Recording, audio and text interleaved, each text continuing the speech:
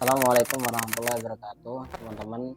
Saya Imad di sini dan selamat menyaksikan sesi ulas buku. Episode pertama ini kita akan membedah sebuah buku yang spesial, sebuah buku yang mengenalkan kepada kita bagaimana mengawali dalam menyiarkan agama Allah Subhanahu wa taala dan cara para dai memikat hati kaum muslimin agar berbondong-bondong mengikuti agama ini secara sukarela tanpa paksaan dan iming-iming lainnya. Buku ini membongkar dengan tuntas bagaimana cara untuk menyentuh hati kaum muslimin yang menjadi sasaran dakwah.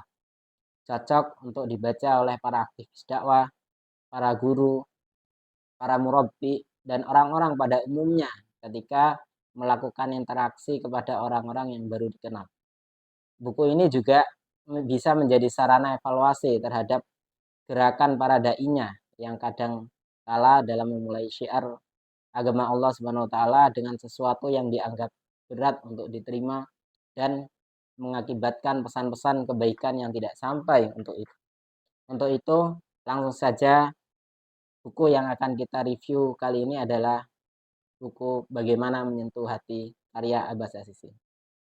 Sekilas seputar penulis, buku ini ditulis oleh salah seorang tokoh pada tahun 30-an, pemilik institusi khusus dakwah yang dikenali dengan Sekolah Penuh Cinta.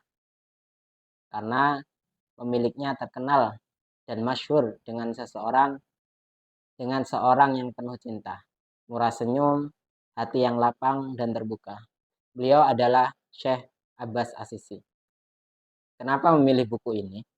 Oke teman-teman, kita langsung saja ulas buku ini. Buku ini menceritakan bagaimana perjalanan dakwah yang dialami penulis pada saat ia menjadi salah satu bagian dakwah sebuah gerakan di Mesir saat itu. Namanya Ikhwanul Muslimin yang dipimpin oleh Hasan al-Banna. Hasan al-Banna memberikan sebuah ilustrasi tentang misi utama seorang muslim dalam kehidupan.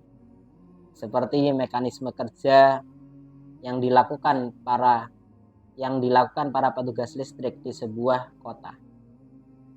Gardu listrik yang ada di setiap kota tentu didirikan dan dikendalikan oleh para ahli listrik. Lalu sejumlah staf pekerja di gardu tersebut mengatur instalasi listrik ke seluruh pelosok kota. Mereka mendirikan tiang-tiang listrik hingga aliran listrik mengalir ke segenap rumah, kantor, pabrik, dan sebagainya.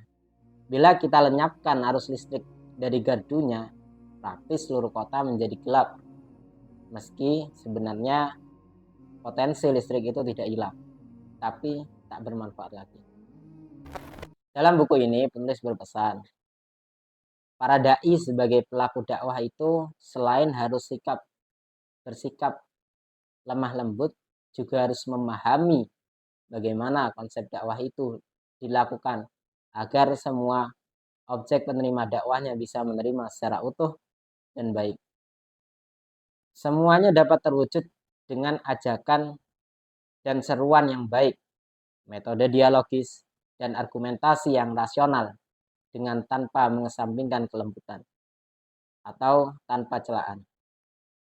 Perilaku dan keteladanan seorang dai yang ikhlas akan mempunyai pengaruh yang lebih besar daripada tulisan dan ceramah. Seorang dai akan mudah menyampaikan isi hatinya ke dalam hati orang lain jika tatapan mata itu dipenuhi rasa iman dan kasih sayang. Dalam buku ini juga diajarkan beberapa tahapan ketika kita ingin memulai sebuah dakwah. Yang pertama adalah menghafal nama. Menghafal nama adalah hal yang penting. Di dalamnya terjadi interaksi dan lahir sifat saling percaya sesama individu. Ia merupakan langkah awal dan benang pertama yang mengikat antara hati individu. Dalam sebuah hadis disampaikan, masuk sifat angkuh adalah seseorang yang masuk ke dalam rumah temannya, lalu disuguhkan kepadanya makanan. Ia tidak mau memakannya.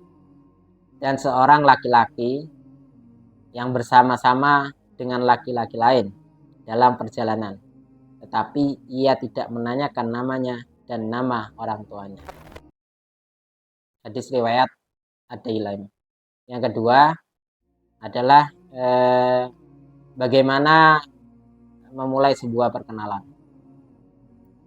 Sebuah perjalanan dari Iskandaria ke Asyut, ibu kota Said gitu ya, di Mesir.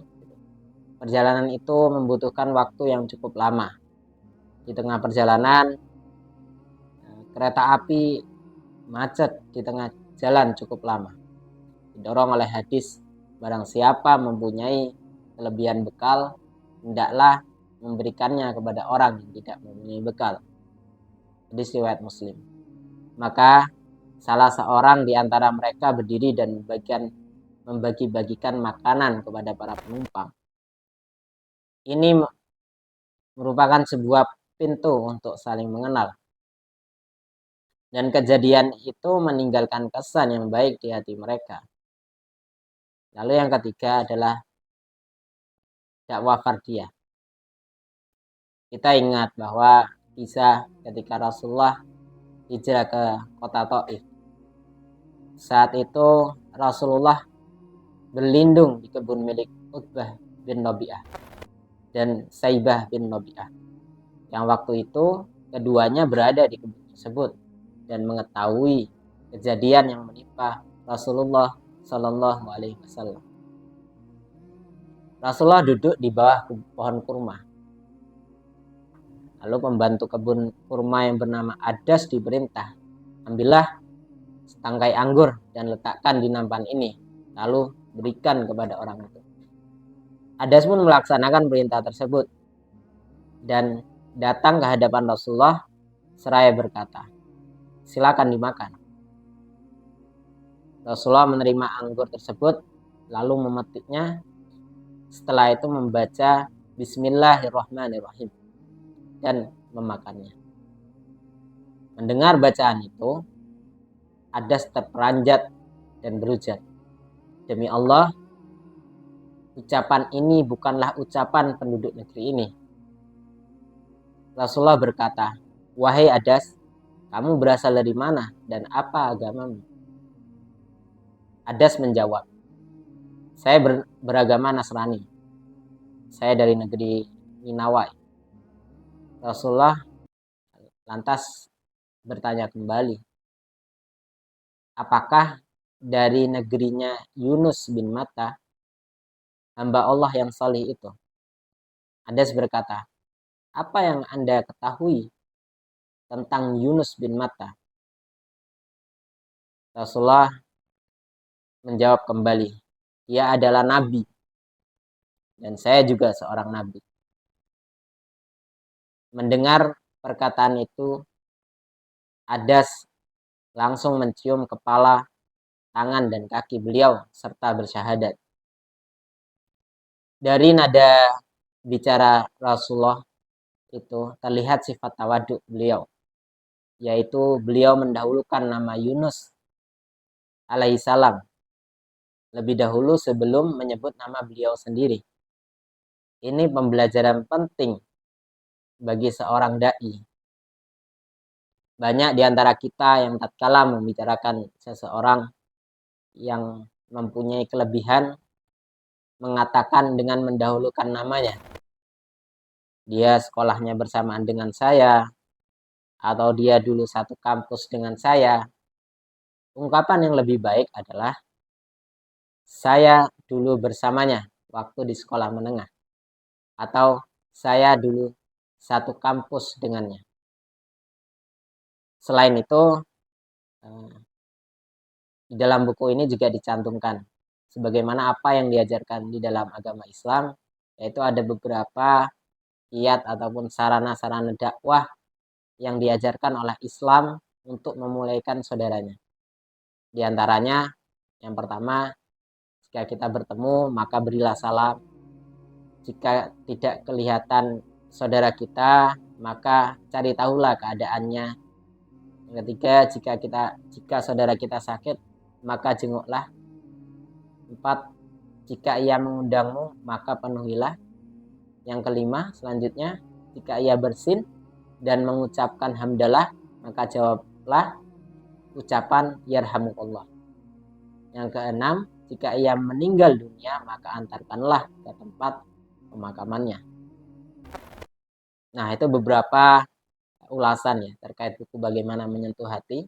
Nah, teman-teman, mungkin sekian review singkatnya buku Bagaimana Menyentuh Hati karya Abbas Asisi dari saya, dan kembali saya rekomendasikan agar teman-teman tidak puas ya dan memutuskan untuk membelinya sendiri atau memilikinya sendiri ya, dan bisa membacanya.